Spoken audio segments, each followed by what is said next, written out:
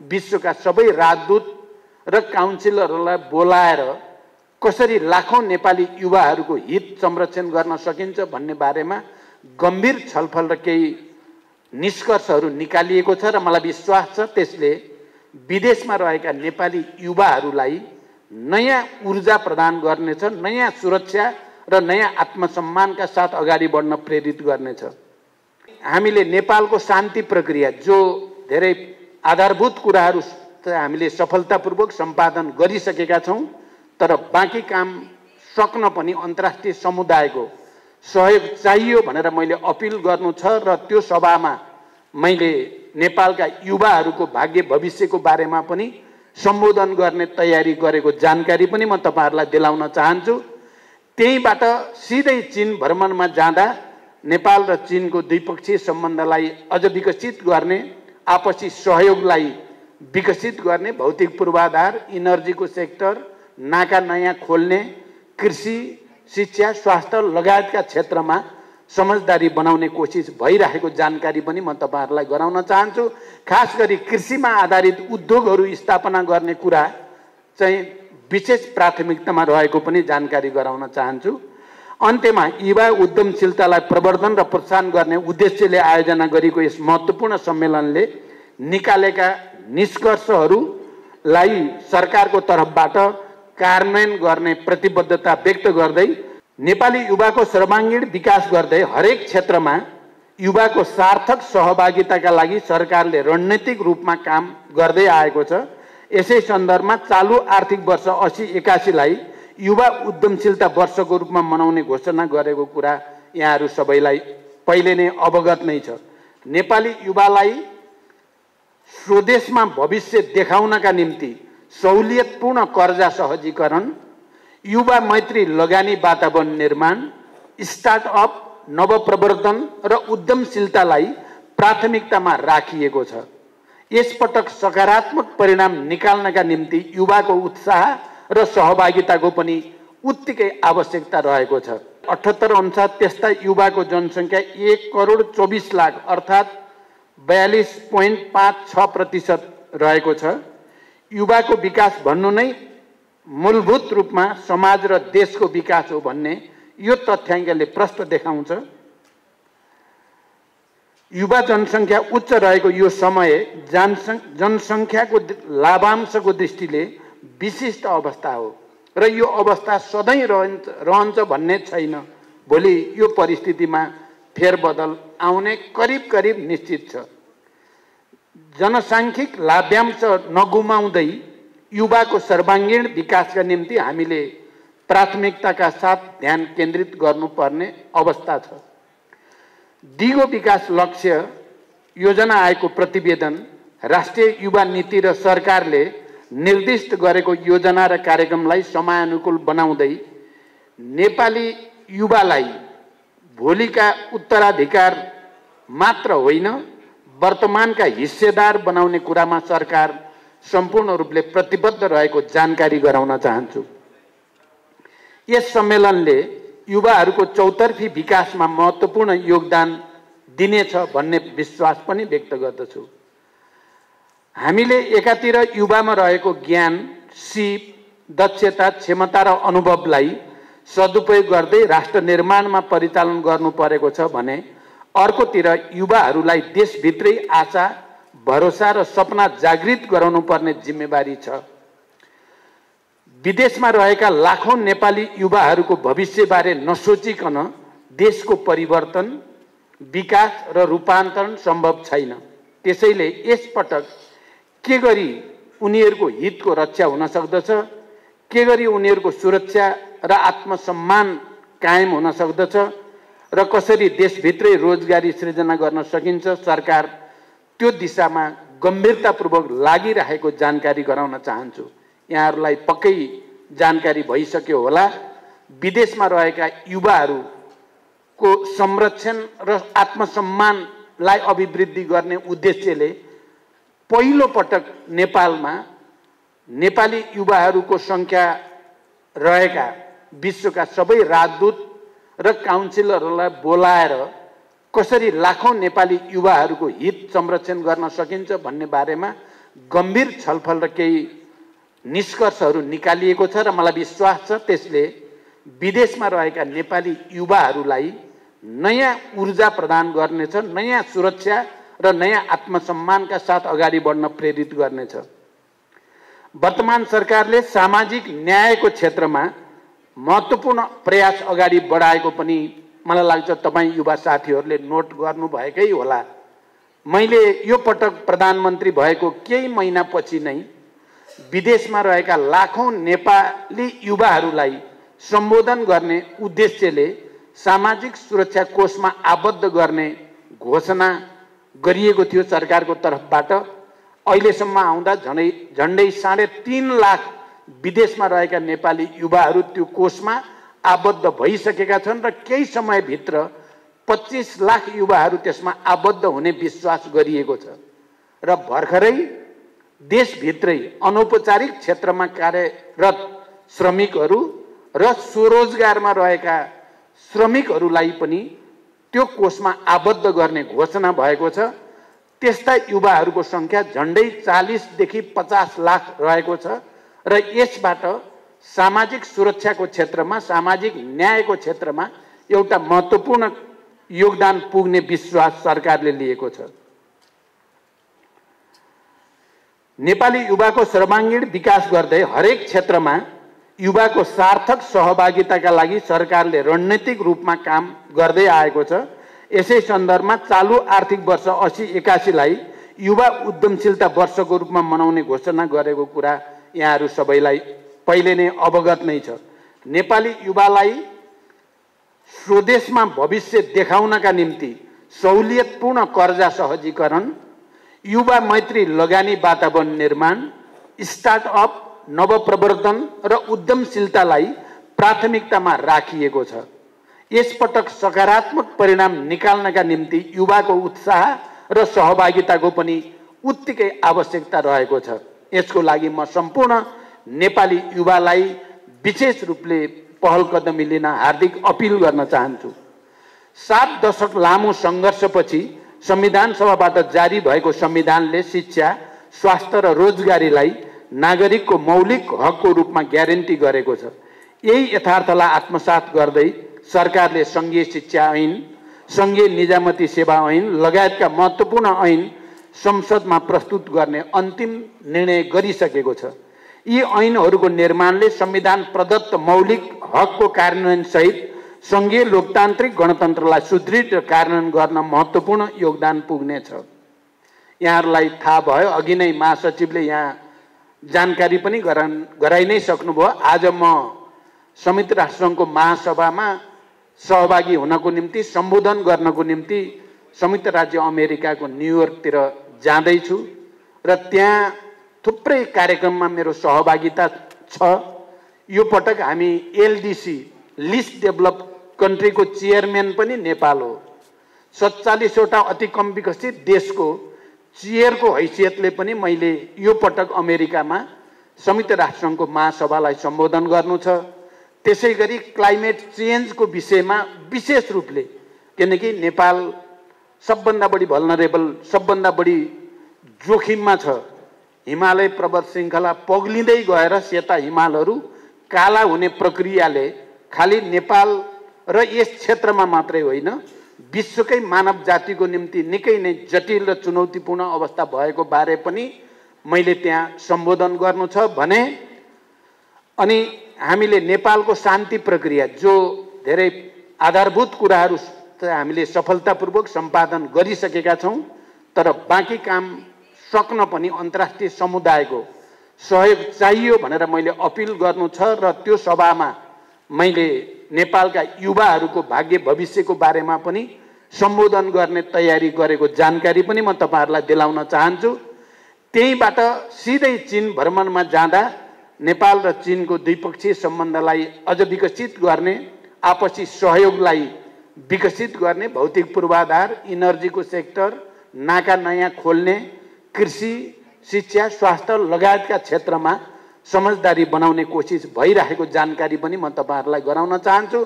खास गरी कृषिमा आधारित उद्योगहरू स्थापना गर्ने कुरा चाहिँ विशेष प्राथमिकतामा रहेको पनि जानकारी गराउन चाहन्छु। अन्त्यमा युवा उद्यमशीलतालाई प्रवर्धन र प्रोत्साहन गर्ने उद्देश्यले आयोजना गरेको यस महत्त्वपूर्ण सम्मेलनले निकालेका निष्कर्षहरूलाई सरकारको तर्फबाट कार्यान्वयन गर्ने प्रतिबद्धता व्यक्त गर्दै फेरि एकपटक नेपाल युवा उद्यमशीलता शिखर सम्मेलन 2080 को पूर्ण सफलताको शुभकामना सहित म अहिले बिदा हुन्छु। धन्यवाद। अभिवादन। गोकर्जना भन्ने गाउँबाट किसान परिवारमा जन्म लिए, सरकारी स्कुलमा पढेर 10 क्लास पास गरिकन एसएलसी पास गरेर काठमाडौँ आइकन यो मेरो पहिलोपल्ट जीवनको पहिलोपल्ट थियो गाउँबाट बाहिर सहरमा निस्केको। काठमाडौँ आएर पुल्चोक क्याम्पसमा पढेर 1982 मा नेपाल सरकारको छात्रवृत्तिबाट सोभियत संघमा इन्जिनियरिङ विषयमा पढ्ने मौका पाएको थिएँ।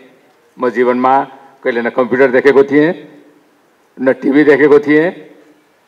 सोभियत संघ पुगेँ, त्यहाँ विभिन्न देशका विद्यार्थीहरूसँग त्यहाँ अध्ययन गर्नु पर्यो। म गौरवको साथ भन्छु कि म मेहनत गरिकन कहिले पनि महसुस गरिनँ म एउटा साधारण गाउँबाट साधारण स्कुलबाट पढेर आएको छु। उनीहरूको अगाडि राम्रै गरेर देखाएँ। आफ्नो ब्याचमा सबभन्दा बढी अङ्क ल्याएर देखाउन सफल भएँ। त्यहाँबाट मैले पिएचडी गरेँ, पिएचडी गरेर डिएससी गरेँ टेक्निकल साइन्समा। अनि 1988 तिर, हुन त 85 तिर नै सुरु भइसकेको थियो। 88 तिर जब सोभियत युनियनमा पेरेस्ट्रोइका न्यू इकोनोमी पोलिसी सुरु भयो, विदेशीहरूले पनि केही व्यवसाय गर्ने मौका पाएको थियो। वास्तवमा मेरो सपना नेपालमा आएर नेपालको संसारकै सबभन्दा बढी जुन हाइड्रो पावरको सेक्टरको सम्भावना छ त्यसमा केही गरौँ भनेर म इन्जिनियरिङ पढ्न गएको थिएँ। त्यहाँ जुन अवसर पायो त्यो अवसरमा मैले पनि सान्त्वना व्यवसाय गर्न सुरु गरेँ। म एउटा साधारण कम्प्युटरहरू इलेक्ट्रोनिक्सको बिजनेसबाट सुरु गरेँ। पछि पेट्रोलियम प्रोडक्ट जुन सरकारी रिफाइनिङ फ्याक्ट्री थियो त्यसमा केही कम्पनीहरूलाई सरकारले कोटा दिने चलन हुन्थ्यो।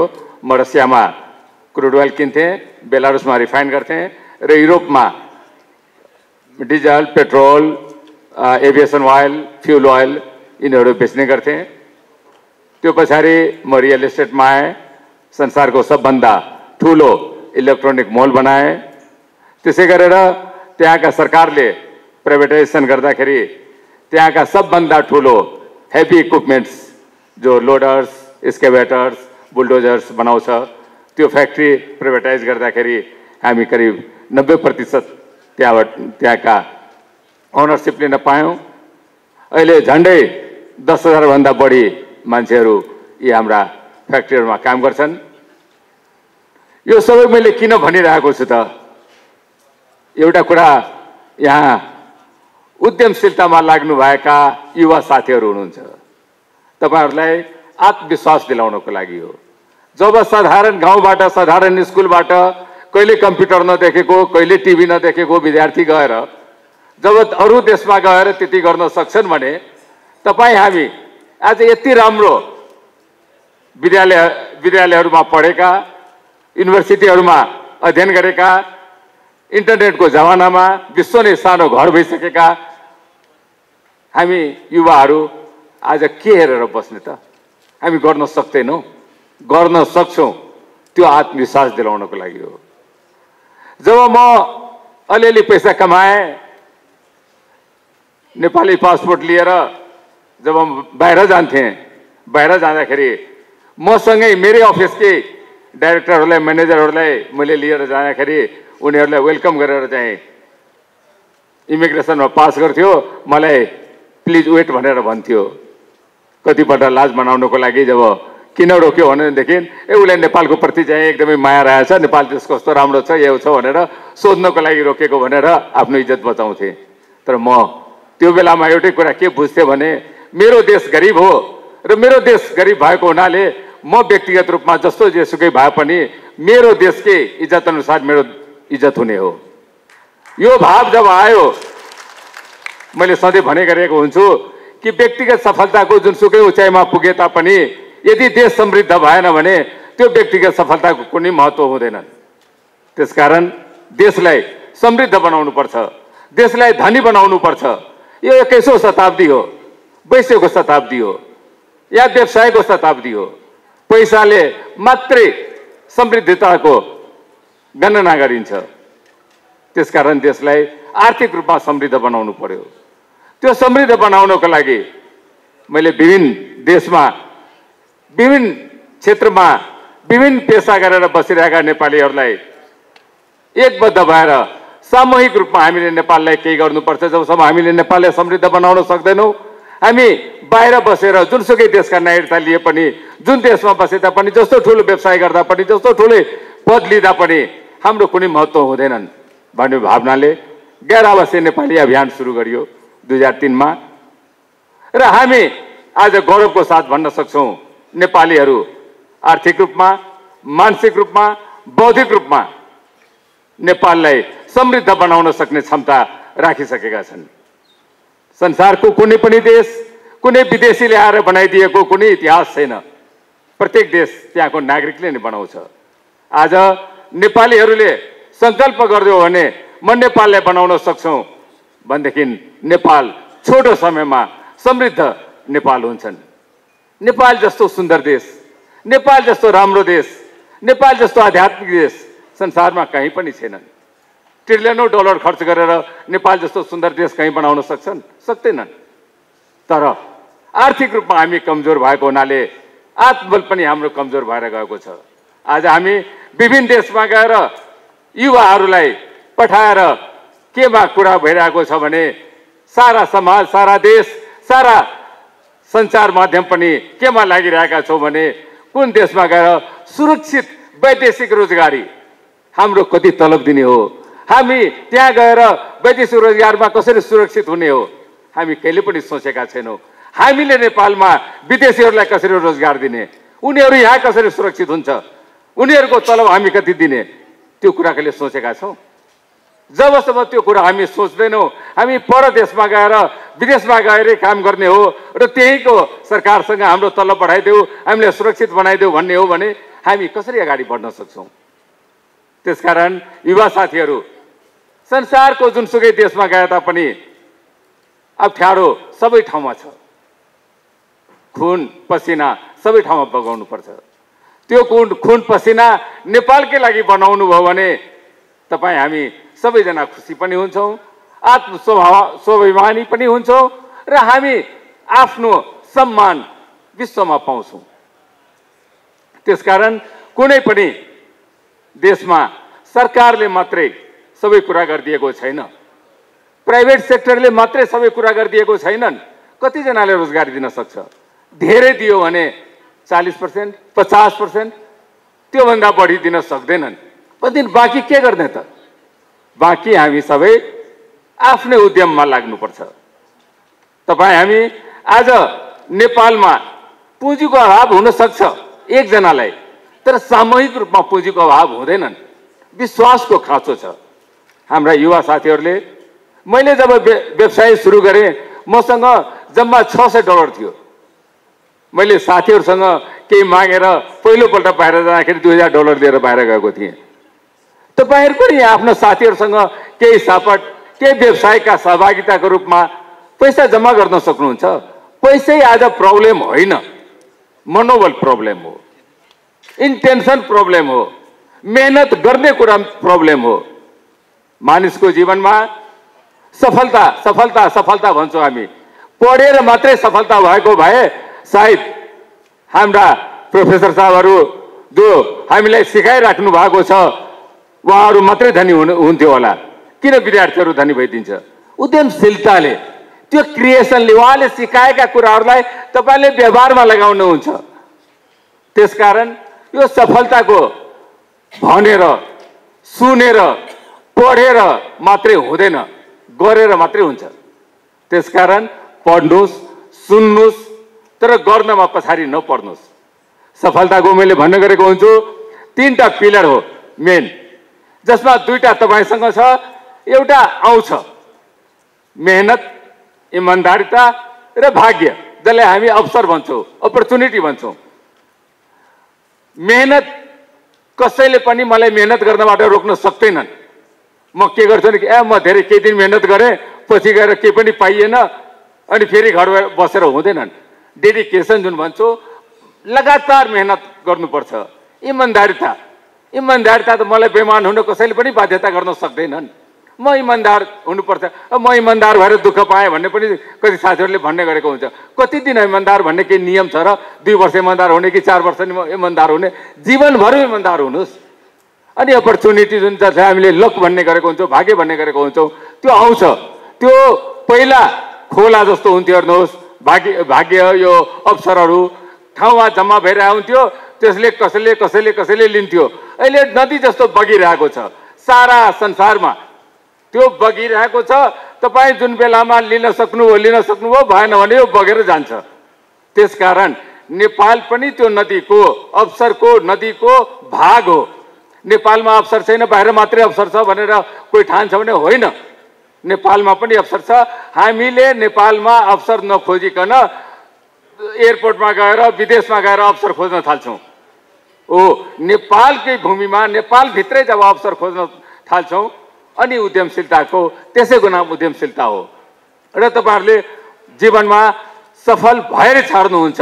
तपाईँ यो 2टा फर्मुला, इमान्दारिता र मेहनतमा कहिले पनि पछि नपर्नुहोस्। भाग्य तपाईँहरूसँग आउँछ, अवसर तपाईँहरूको आउँछ। देशका बारेमा हामी धेरै कुरा सुन्छौँ। देशमा सुरक्षा छैन, देशमा रोजगार छैन, देशमा यो छ त्यो छ। कहाँ संसारमा सबभन्दा राम्रो कुरा छ र? सबै ठाउँमा आफ्नै समस्याहरू छन् नि। विकसित देशहरूमा पनि तपाईँहरूले सुनिराख्नु भयो होला, स्कुलमा पढ्न जान्छन्, बच्चा फिर्ता आउँछ कि आउँदैनन्।